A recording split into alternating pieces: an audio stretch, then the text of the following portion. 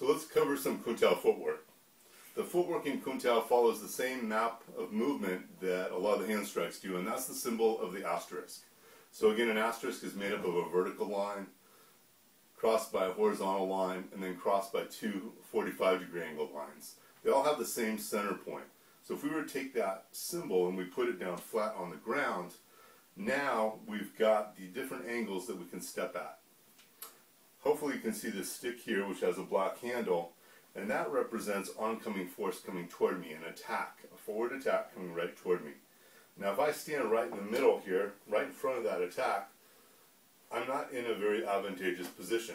So one thing to really note about the Kuntao footwork is, although I start at a point that symbolizes the very center of that asterisk where all those lines cross, when I go to step, I'm moving away from the line of force here, putting myself at a more advantageous angle. So what that means is, if I was to step out, say, to the left here, as I step out, my handwork comes up.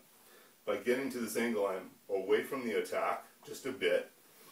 But if I'm clearing with this hand, I'm able to off-balance that other person. I'm able to isolate one side of their body by pushing their arm across their body. They're off-balance, and we've opened up a whole side of the body for attack. So this is accomplishing quite a few things at once, and just with one simple movement. So what you'll see is a lot of the footwork that we're going to do is going to follow these different stepping motions where we're getting away from the line of force but putting ourselves at a good position in order to counterattack. This is presuming that we're not actually doing the initial attack. So this is more at the response to the attack.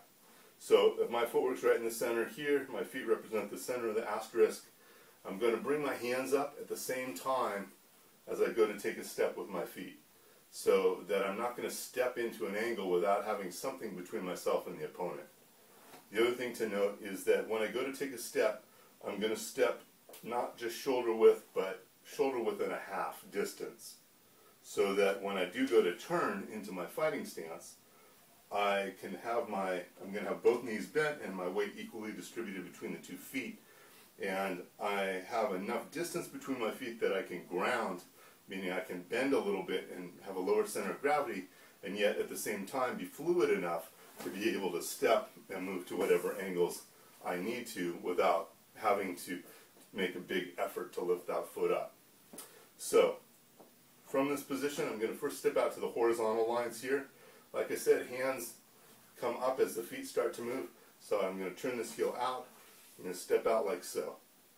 Notice I'm going to keep one foot right on the center of the asterisk for right now.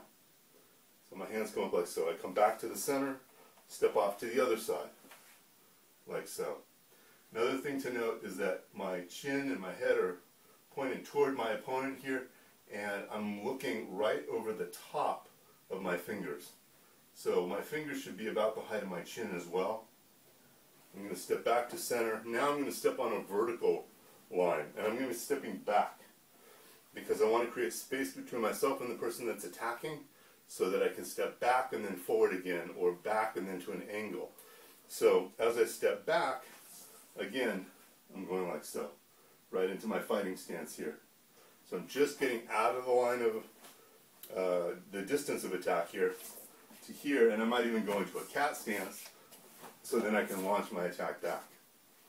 From that position again, now we go off to the female angles.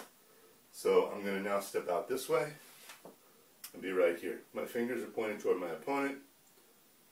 I'm going to step back to the center. From this position, I'm going to step out to the other side. Again, my hands come up, same time as the foot, just like so. Come back here, and now we're going to go back into the male angles, which is 45 degrees back. So I'm going to step back here, like so, and I'm going to step back here, like so. So that gives you the basic angles.